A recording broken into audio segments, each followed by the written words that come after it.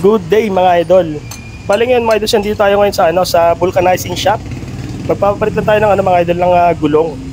Kasi medyo pudpud na yung gulong natin. So bali sagutin na rin natin mga idol yung comment ni Idol Francis Manzanillo 4190 na ang tanong niya is, boss, sasayad kaya yan pag naka 100 by 80 by 40 na rear tire? Itong tanong na to mga idol kasi nga yung nag-post tayo nung nakaraan pa, yung RCB shock natin mga idol, nagpakabit tayo nun. So yun yung tanong niya sa mga naka-RCB shock, kung sasayad ba yung 100 by 80 by 14. So bali dito mga idol, papakita ko sa inyo. Alright.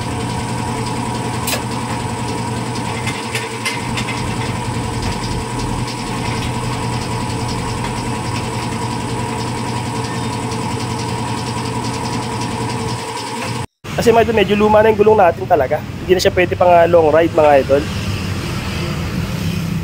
Ay mga idol, nililinis na ni kuya, nabaklas niya na yun, nabaklas niya na yung lumang gulong.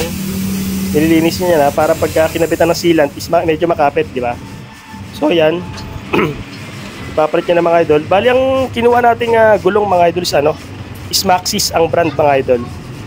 Medyo hindi naman siya ganun kamahal, hindi naman siya ganun kamura. Kumbaga siya, pinaka branded na gulong siya na budget meal mga idol. Di ba? Ang size na kapapakapit natin is yun nga. Ito nga yung Maxxis mga idol. Yan nga yung size na papakapit natin is 100 by 80. Para malalaman natin mga idol kung sasayad pa sa rear shock natin na RCB MP2 series mga idol. Di ba? Para makita natin. Kasi mga idol, ang dati nating gulong dyan is naka Pirelli Diablo Rosso mga idol. So same size din naman, pero nga ngayon mga idol, para lang mapakita ko sa inyo, diba, kasi may bago yung gulong natin dati, pudpud na yun. Ayan mga idol, yan nilalagyan na ni kuya ng sealant mga idol. Pag nalagyan ng sealant yan, good to go na yan. Pwede natin ikabit yan.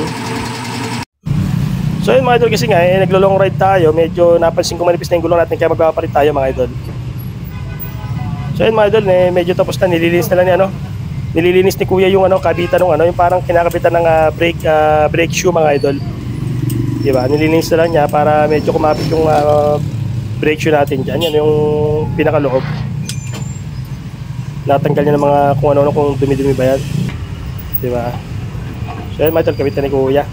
Tignan na natin mga idol, tignan natin pag natapos na.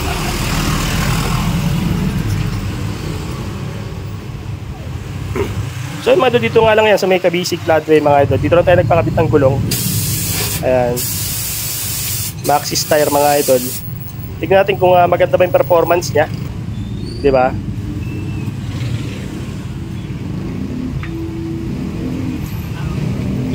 So yun mga idol, malapit na matapos to.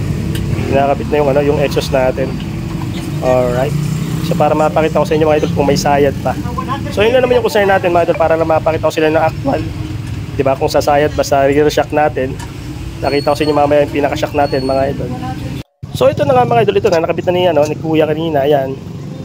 Yan yung pinaka-gulong na Maxxis mga idol. Diba, medyo nagamit na natin siya. Ayan Maxxis yung brand. Then ang size niya is pakita ko sa inyo. Ayan, yan. 100 by 80 by 14, diba? So yan yung pinaka-size niya mga idol. Tignan ko, pakita ko sa inyo mga idol, kasi nakano tayo, RCB shock. Ayan yung shock natin, kung may kita nyo, RCB. Tignan natin kung may sayad ba. Pasok natin yung cellphone sa loob. Hindi makita dito mga idol. Sa kabila natin kunin mga idol. Ayan mga idol, maluwag na maluwag pa rito. Ayan saktong-sakto, di ba? Ayan maluwag na maluwag pa dyan.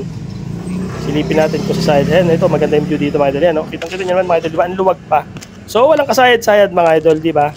Alright. Russ TV Travel.